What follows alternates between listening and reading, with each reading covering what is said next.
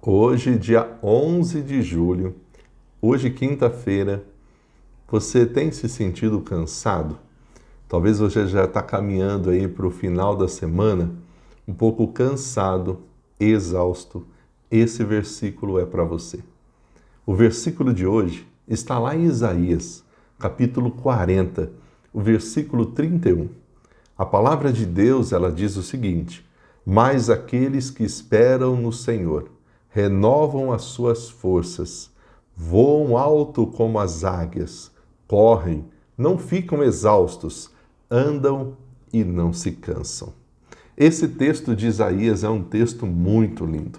É uma fonte de esperança, de encorajamento para as pessoas que se sentem cansadas, desanimadas, sobrecarregadas. Esse texto oferece uma promessa de Deus para a sua vida, a promessa de renovação de forças, de capacitar você para superar os obstáculos. E eu gosto muito de trazer um pouco do contexto histórico do versículo que a gente está lendo. O contexto histórico desse versículo Isaías escreve esse livro durante um tempo de grande sofrimento para o povo de Israel. Eles estavam prestes a serem levados ao exílio da Babilônia. E em meio a essa situação desesperadora, Isaías oferece uma mensagem de esperança ao povo. Ele garante ao povo que Deus não havia os abandonado e que Deus agora os ajudaria a superar esse momento tão difícil. E é por isso que ele diz: aqueles que esperam no Senhor vão renovar as suas forças. A chave para essa promessa ser realizada na vida é esperar no Senhor. Pastor, eu não consigo esperar, eu tenho muita dificuldade de esperar. Isso significa esperar no Senhor, que é ter fé, ter confiança em Deus, mesmo quando as coisas são difíceis. É crer que Deus ainda está no controle, mesmo quando as coisas saem do nosso controle. Que Ele tem um bom plano para as nossas vidas. Olha essa expressão: subirão com asas de águia. As águias, elas são conhecidas pela sua capacidade de voar muito alto, utilizando as suas asas poderosas para superar as correntes do ar.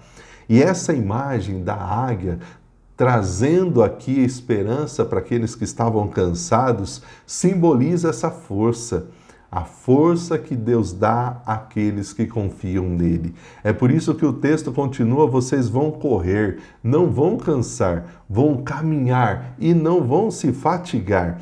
Essa frase enfatiza essa ideia de que aqueles que esperam em Deus terão energia, resistência sobrenatural, principalmente nos momentos de crise, nos momentos difíceis, nos momentos em que nós precisamos ter essa força, essa capacitação sobrenatural, divina, para que a gente não desista.